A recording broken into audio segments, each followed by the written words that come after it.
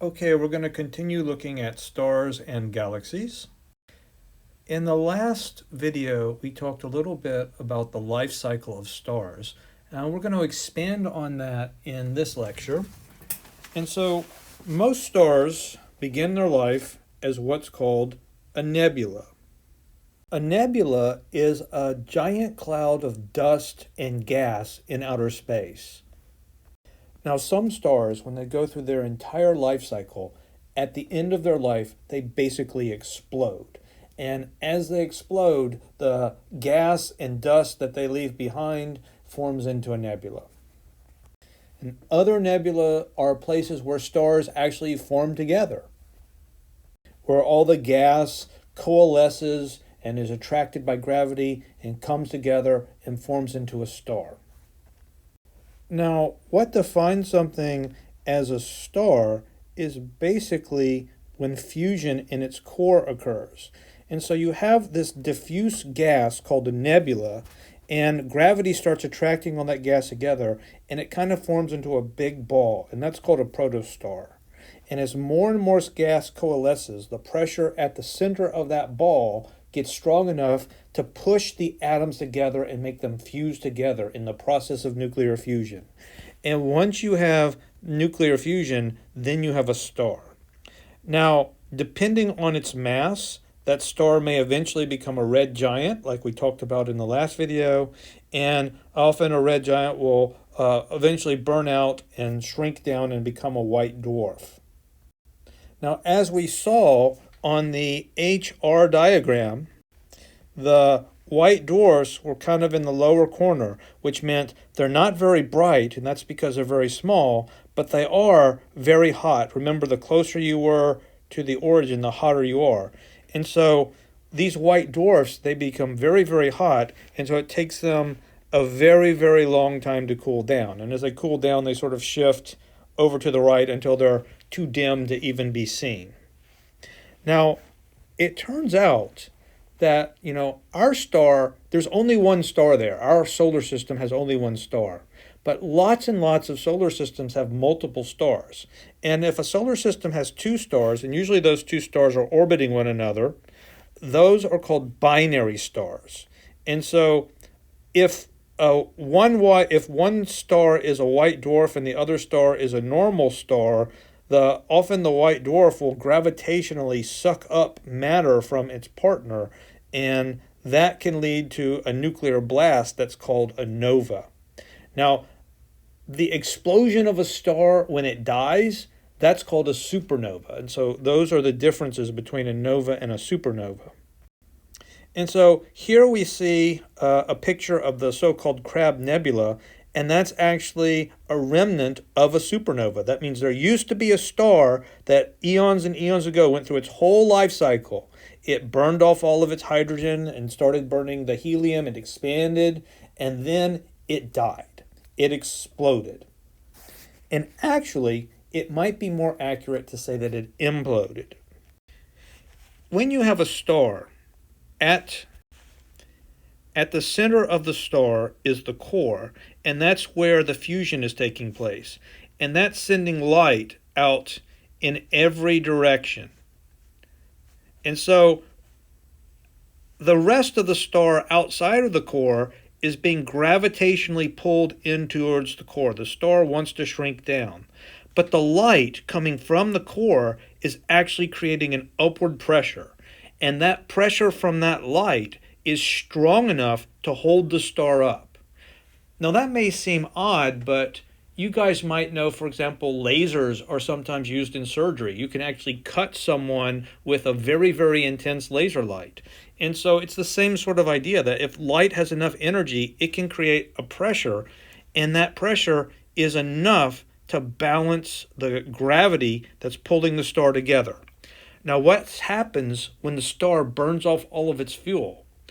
Well, if the star is big enough, it's going to collapse violently. And so all this matter is going to fall down because that outward pressure is no longer, if the star is not emitting light anymore, it's no longer going to have that pressure to hold it up against gravity. And so the star will collapse in, and then it'll essentially rebound off of this really hard, dense core.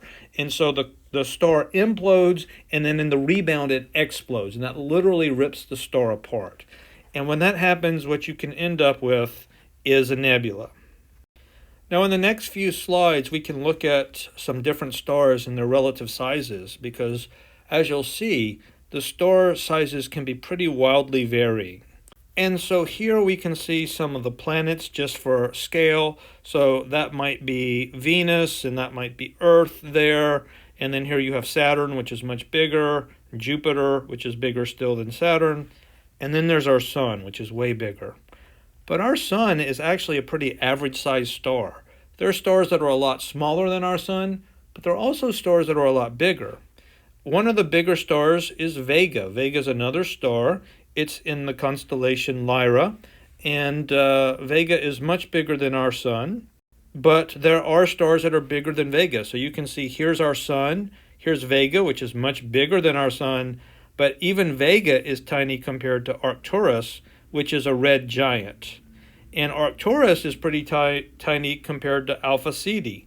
And Alpha Ceti is another red giant, and it's a much bigger red giant. But wait, there's more. Alpha Ceti in that last slide looked pretty huge. I mean, our sun is so small in this slide, I don't know if you can even see it in the video. There's a little teeny tiny dot there representing our sun. There's a teeny tiny little circle there representing Vega. We can see Arcturus, Alpha Ceti, and then here's Betelgeuse, which is a red supergiant.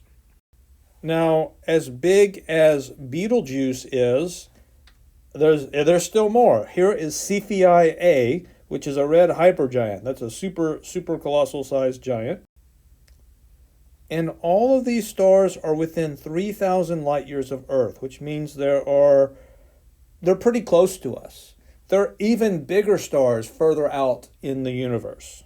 Now, the next thing I want to talk about is a black hole. Now, before I talk about what a black hole is, I want to remind you of something that we talked about previously. If I'm on the ground, say of the Earth, it doesn't really matter, and I throw a ball up, that ball's going to go up a certain height, and then gravity's going to pull it back down.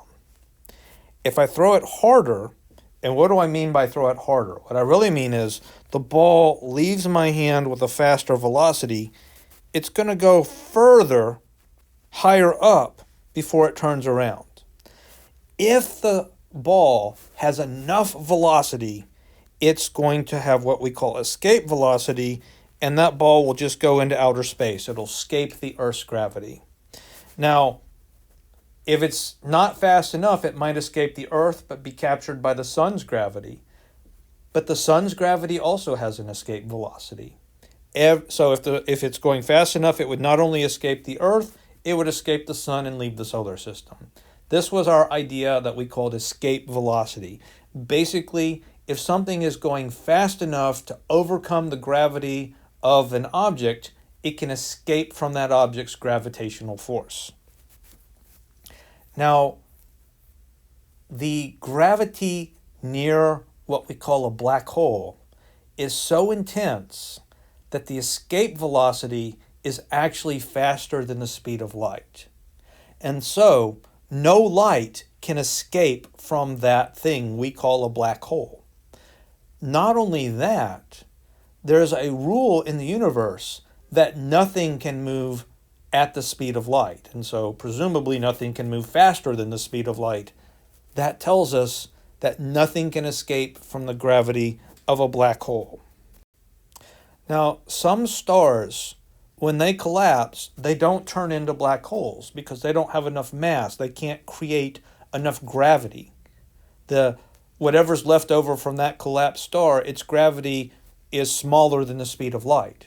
But if a star has a particular mass, if it's just big enough or bigger, the mass of that star when it collapses, the gravity near that star becomes so intense, not even light can escape. Now let's talk about why the gravity becomes so intense.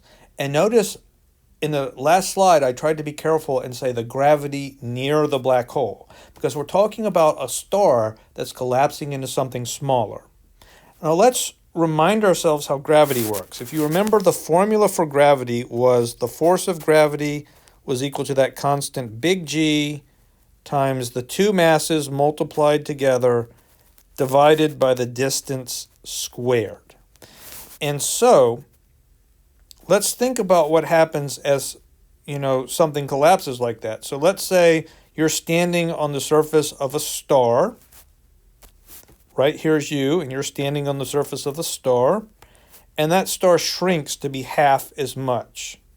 And so the gravity at the surface of the star might be so intense that you weigh 10,000 newtons. But as the star shrinks so that it's half the radius, well, what happens when your distance becomes half the radius? That formula turns into big G m1 m2 over 1/2 d all squared, because d has shrunk down to 1/2 d, and 1/2 squared is 1/4. 1/4, if you divide 1 divided by 1/4, that becomes 4.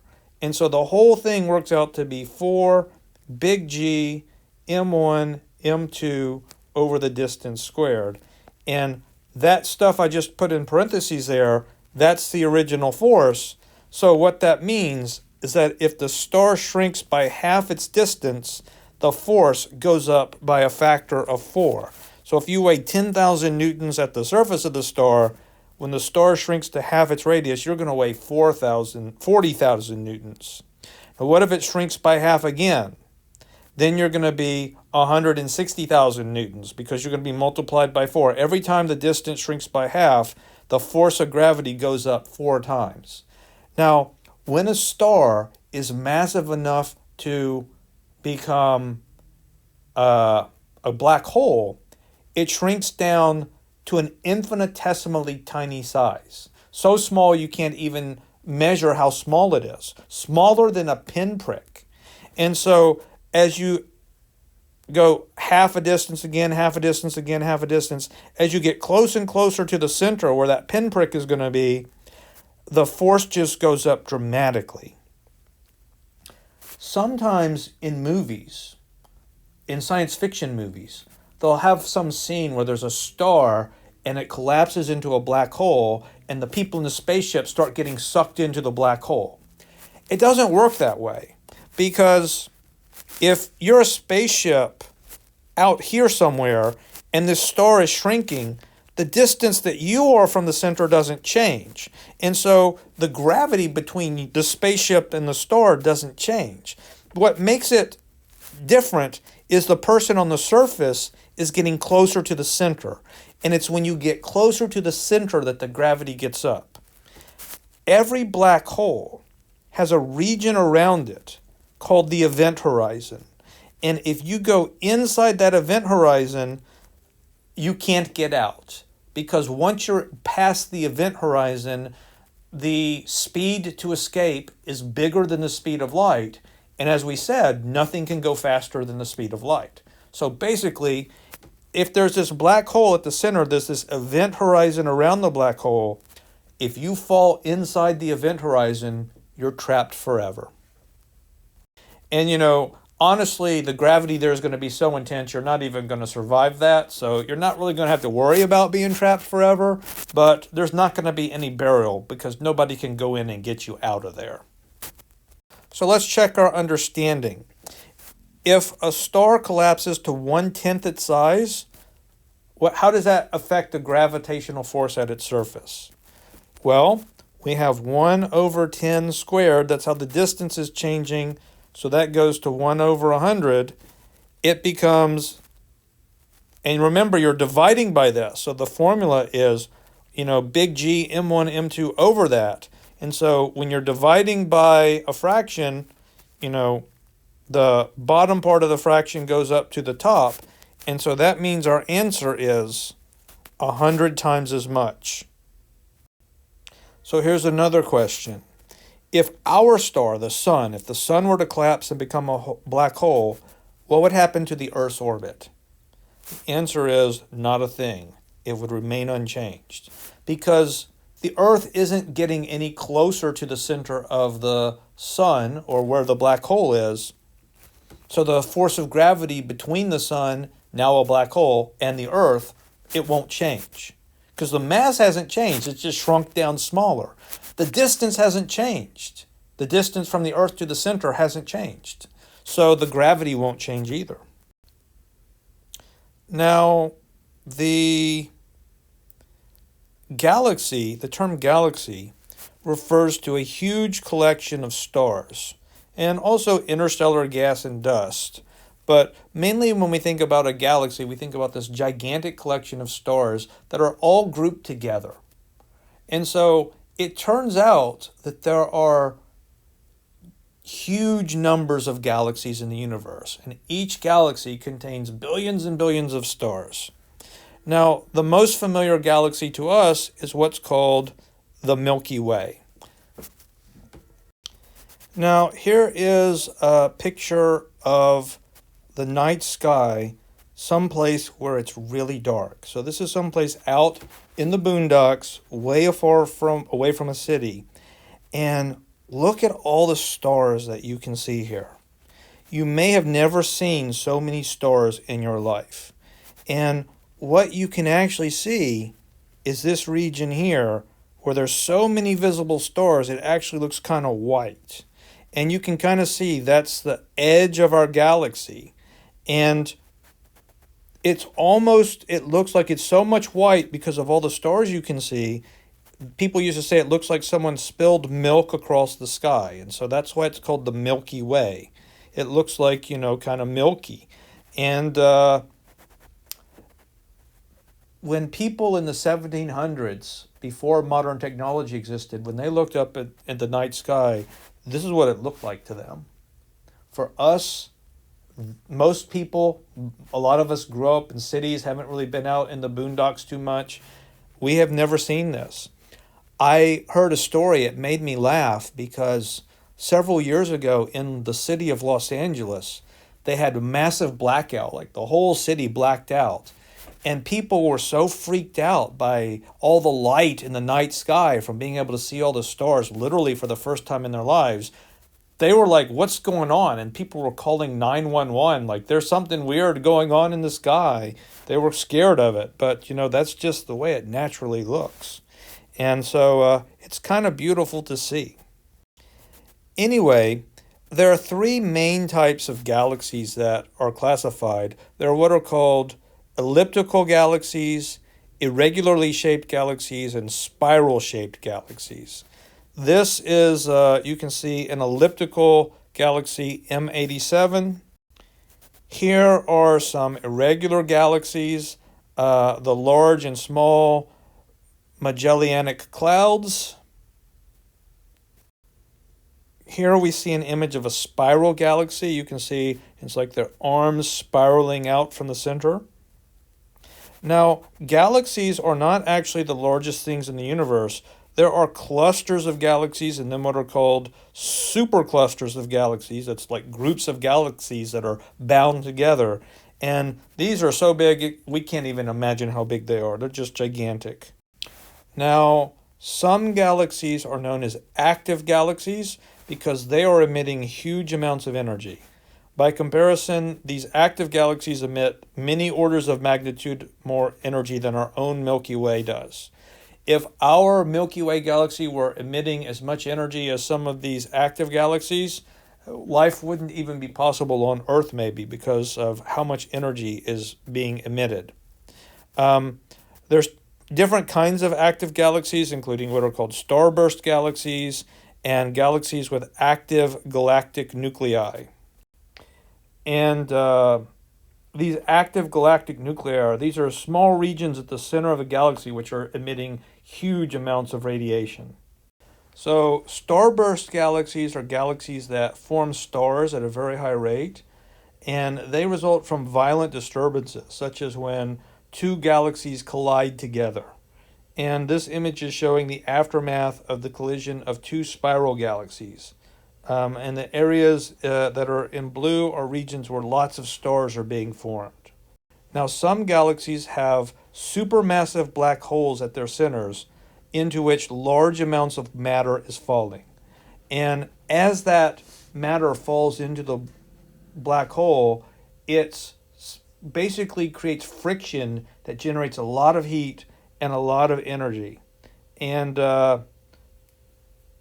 this can sometimes cause jets that extend thousands of light years from the galactic center. And these are called active galactic nuclei. That's what we were talking about previously.